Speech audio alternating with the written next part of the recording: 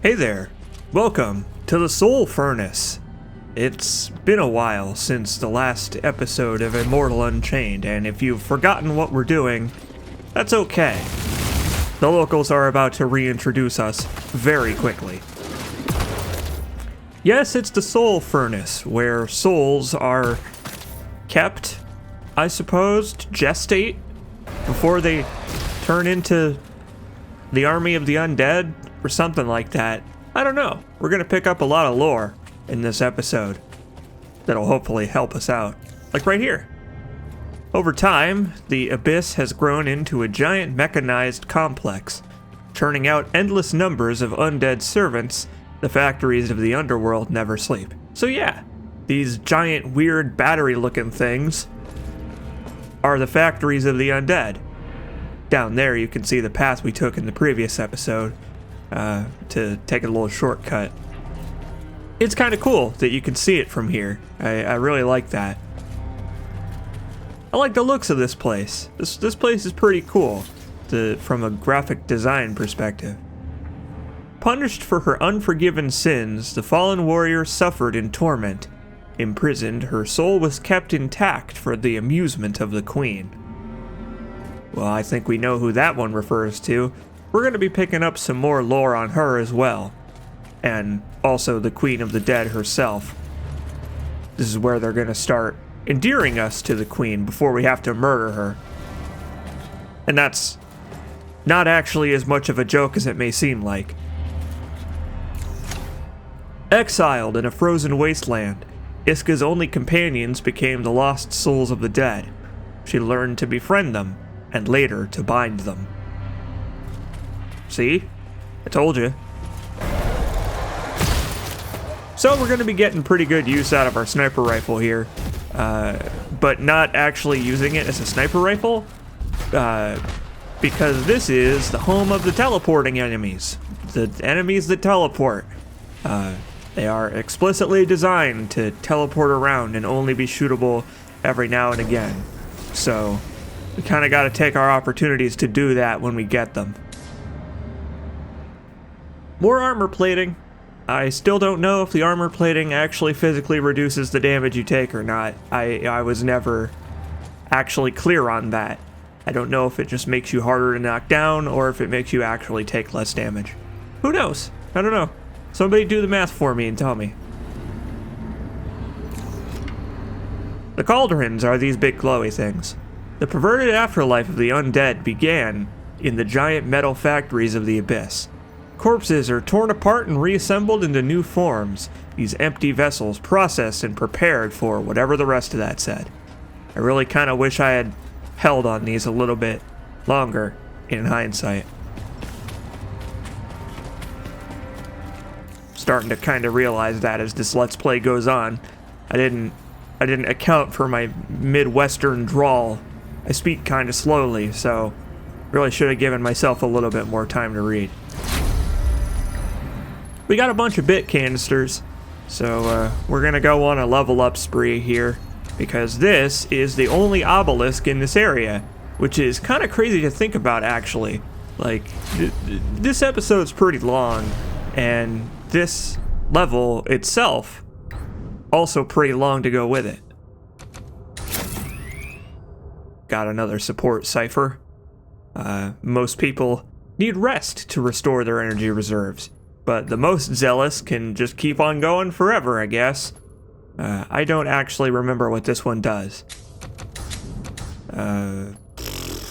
It's around here somewhere. We'll see in a minute. Just scrapping some of the ones that I'm never gonna wear, because, I mean, look at them. I've got so many of them. There it is. It gives us energy when we kill an enemy.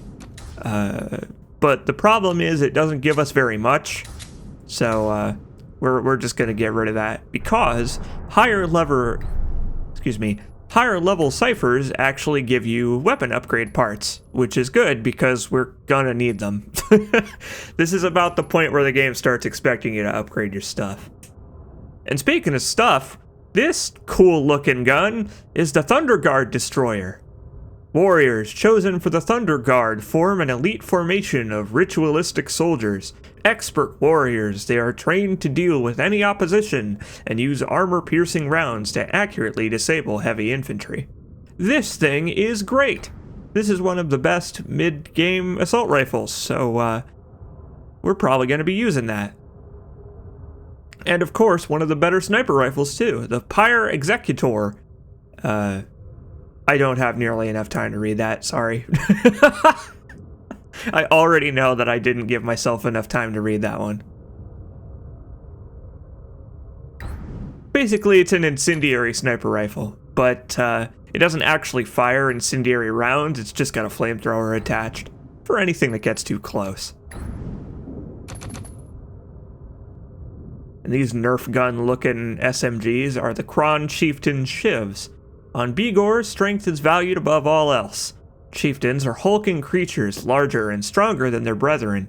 Favoring armor-piercing and explosive rounds, they use advanced weaponry to defend their position, challenged from within and without. We're not going to be using those. And in fact, we're going to be sticking with a lot of the stuff that we've been using so far.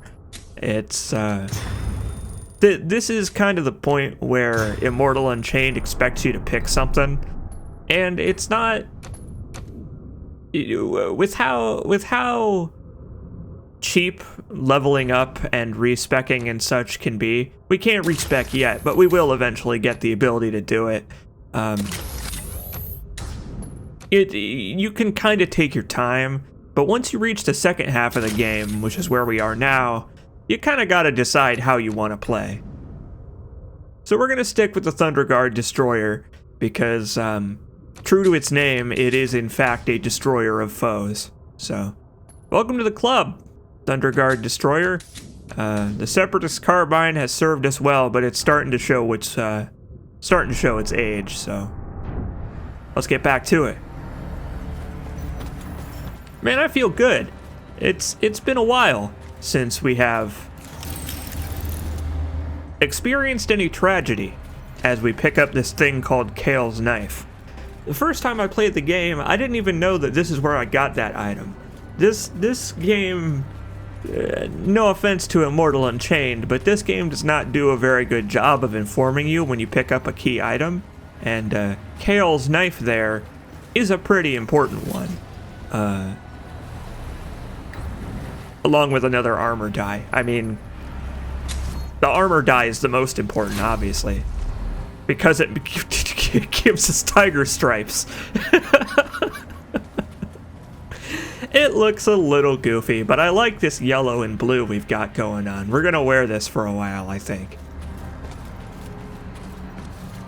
But yes, we found ourselves a comfortable stable of weapons, so we're gonna be sticking with the revolver, sniper rifle, assault rifle combo for a while here.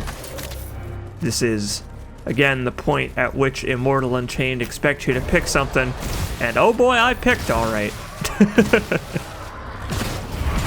Unfortunately, as you can see, our poor revolver is also not faring too well here in the land of the dead.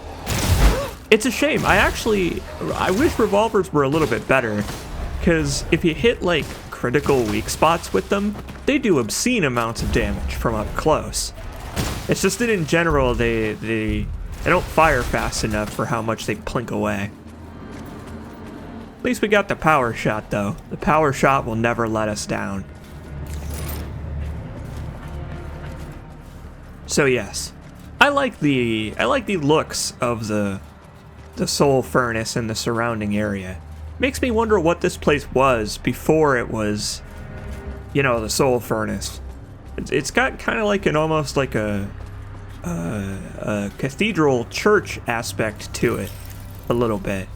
It's kind of reminiscent of some kind of weird like tech cathedral that kind of crumbled into ruins, and then they just kind of built the soul furnace on top of it. So yeah, the Thunder Guard Enforcer kicks all sorts of ass. And walking into traps and killing myself also kicks all sorts of ass. Hey look, it's a grenade launcher. We haven't seen one of those in a while. There's a lot of these black chests that require protocols sitting around, and we can open some of them now that we've been everywhere at least once. We have we have a couple of the protocols that we need, but not nearly all of them yet. This game's got a lot of keys in it.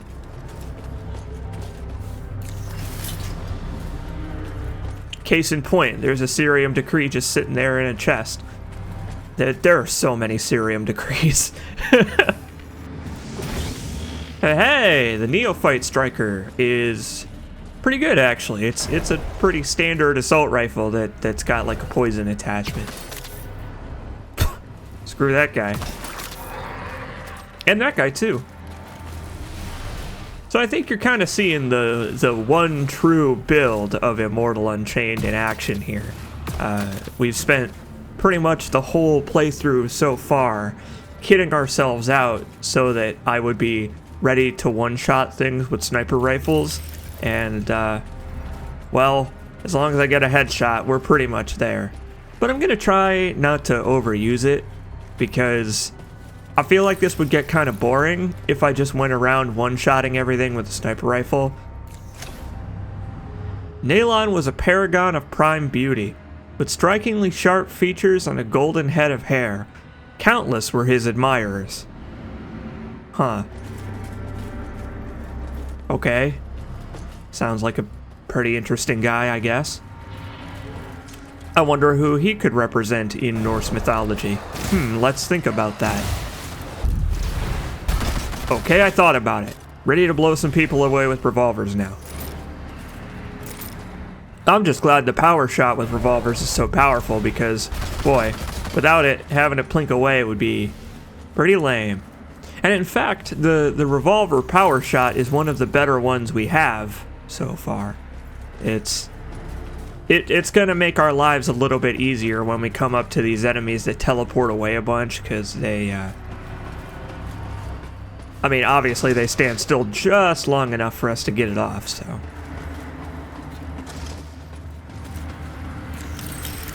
Lots of little hidden nooks and crannies here in the Soul Furnace, which I think is kind of cool, actually. I don't mind that. I think it's kind of neat that, like, there aren't too many, like, multiple branching paths in this game in general, but also in the Soul Furnace. But they took the time that they could have spent making there be a million branching paths to your destination, and instead stuffed every corner full of secrets, which I'm fine with that. That is a good alternate way to do branching path design. One way to get to your goal, many, many things to find on the breadcrumb trail along the way. The only thing is, I wish your character could jump. Unfortunately, poor Cyber Jacobs has very heavy boots now that we put some shoes on, so she doesn't have very big ups.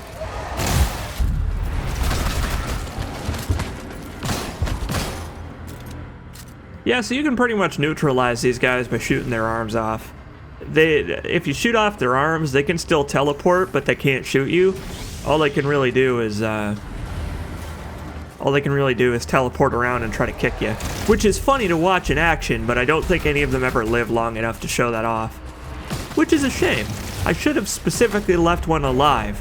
Tortured him almost.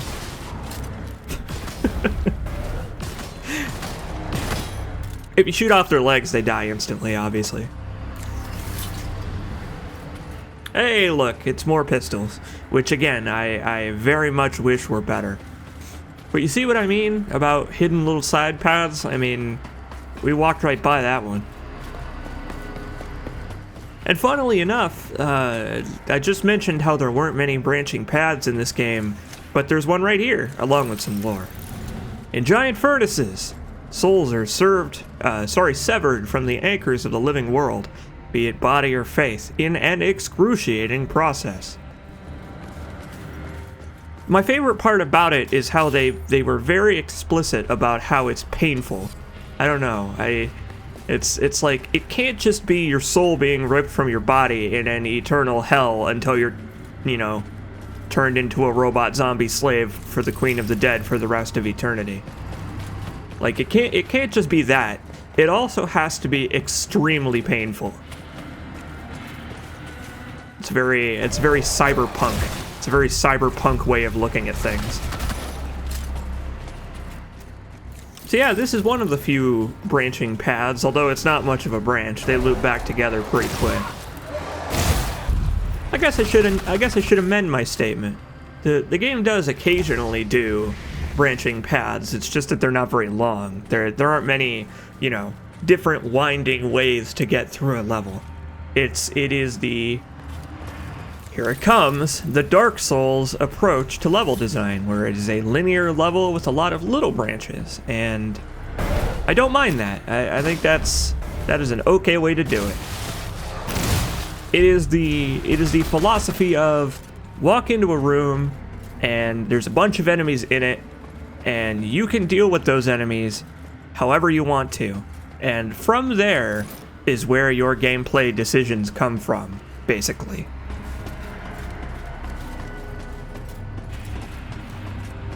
Boy, listen to those wailing souls of the dead. They don't sound like they're having a good time.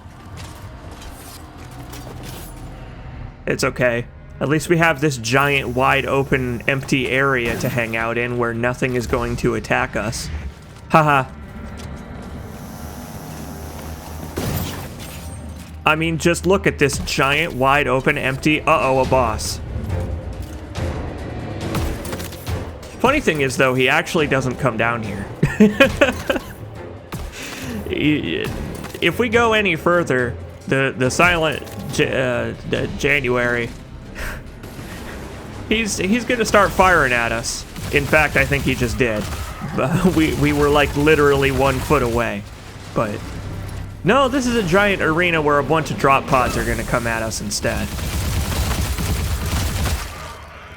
Yeah, the silent Janissary, he's not that bad. It's just that he's got a bunch of friends who are gonna join him, so we probably should take those guys out before we head up to meet the big man. Sorry, I'm still a little sick. I feel like I've been sick for like half of this Let's Play. I feel like this Let's Play is just infesting me with some kind of cyber disease. I don't know. But yeah, this encounter is kind of unfair. I can't imagine how you would do this on controllers. Like, I'm using mouse and keyboard. And yeah, we gotta deal with all these dudes now. In fact, I'm out of healing items. For the first time in quite a while, I'm actually using my TRM syringes because I don't have any healing items left. Funny thing is, it's actually not going to help me in the end. Spoilers, I guess. I'm wasting your time here. But yeah, this encounter sucks because there's so many of these guys and they just keep on spawning. I took what cover I could, but there's more. You can see them over there. There's more. And I think a couple more drop pods are going to join us in a minute, too. The boss himself is not that bad. It's everyone he brought with him to the party that's going to make things a little annoying.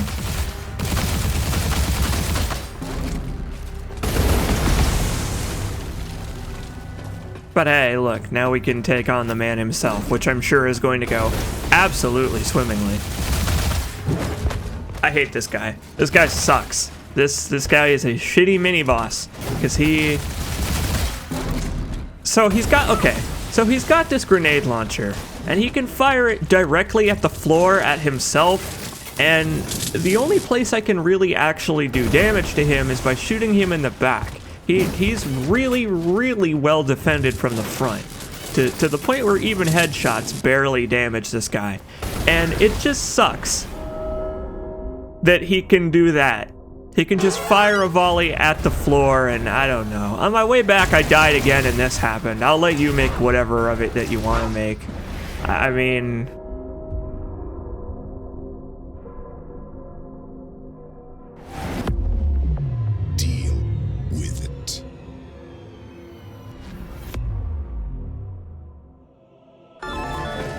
I mean, video games, right? Like, at least we didn't get an NPC killed this time, I guess.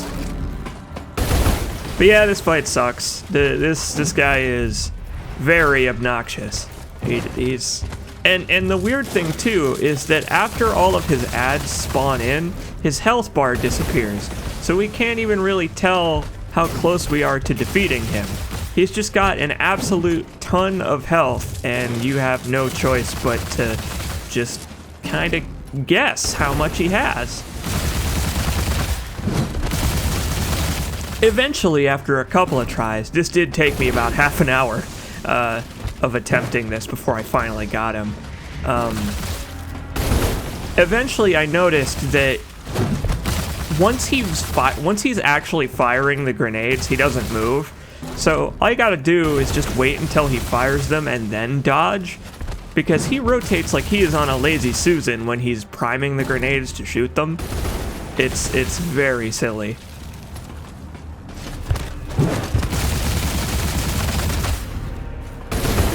I had to take a couple of precautions on the way back here. I had to make sure not to use my assault rifle ammo. Just in case, you know. Man.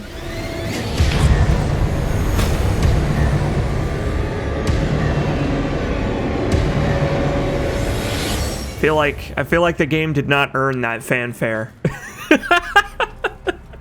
That fanfare was definitely not earned. But hey, the Alabaster Punisher is our reward, and it is a pretty good shotgun. It's another one of those handheld ones.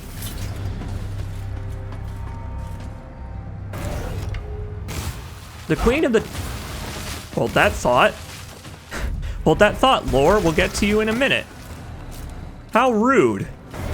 Interrupting someone when they're trying to read lore. What a bunch of jerks. And look, there's another guy coming too. He's just like, hey, I heard some commotion up here. What's going on? Lore is what's going on. The Queen of the Dead planted a piece of her heart in the ground, and from it grew the crystals used to bind souls to the physical plane.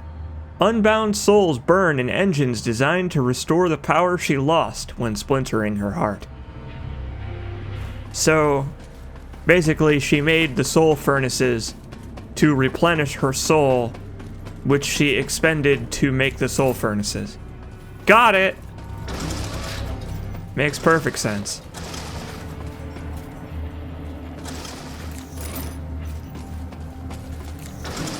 Hey, it's another obelisk. How about that? Well, well. The key we got from Bren? I think it was Bren that gave us this key card. I guess it couldn't have been Orin. The key card we got opens up this box, which gets us the Endbringer launcher. It's our first legendary, or second legendary, I'm not sure. It is not uncommon for prisoners of the Abyss to lose their minds during captivity as they experience horrendous torture at the hands of the undead. However, one prisoner did all that stuff that I couldn't read because the text in this game goes away too fast. Sorry, I tried. Yes, the Endbringer launcher is our reward for, sorta completing that quest, I guess. I guess we completed it. Good for us. On the bright side, traveling through the soul furnace gets you a whole hell of a lot of bits, and we got a lot of items to read here, so hey, let's check them out. I'm actually going to be quiet for this one because this goes on for almost the rest of the episode, and my voice is quite sore because I'm still pretty sick, so I'm just going to chill out for this one. I'll put on some nice music for you. Enjoy it.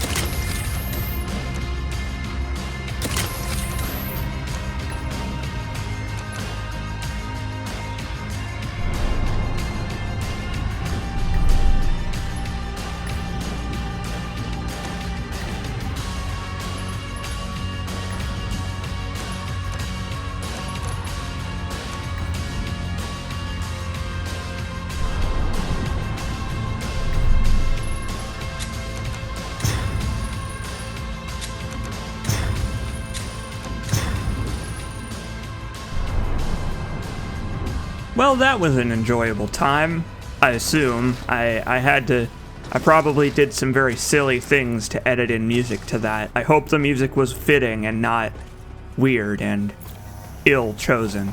Although, I guess I wouldn't blame myself if it was ill-chosen. That is kind of a C. Jacobs thing to do, isn't it?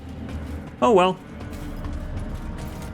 So that's our only other obelisk for a while, and this is going to be a problem if we happen to die once we get into the soul furnace itself, because hey look, these guys are back. Yeah, remember that one really tall teleporting guy?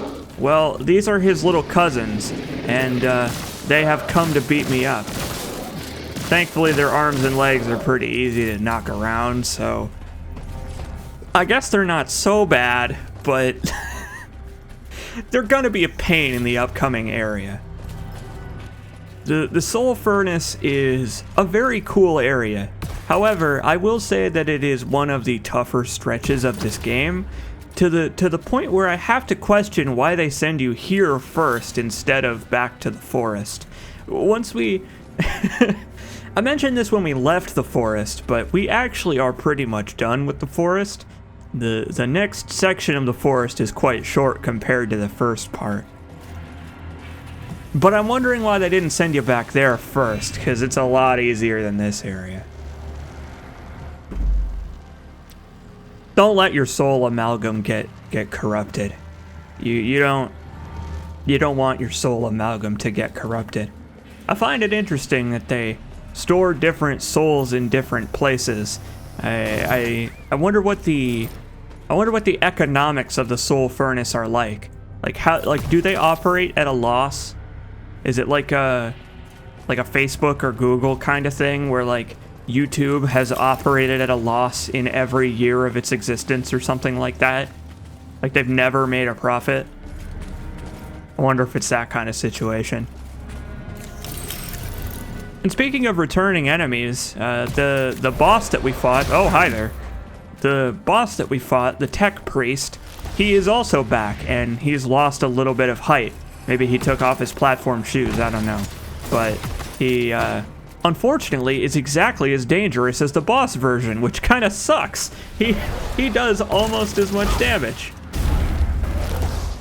Also, I don't know if you saw my crosshair jump there, but that dude scared the absolute hell out of me. Oh, he scared the shit out of me. The twisted children of the Queen are eternally committed to fulfilling their mother's desires. I mean, I guess I can understand how she would come to see them as her children, sure. Not literally her children, but figuratively her children. It's that kind of thing where it's like, once you see how the food is made, you don't want to taste it anymore. And once we enter the soul furnace, I think you might become even more disgusted with the undead, seeing the process by which they are created. Guess what? It's a giant vat of goo. And who doesn't love giant vats of goo? Welcome to the cauldrons, everybody. I'll see you next time.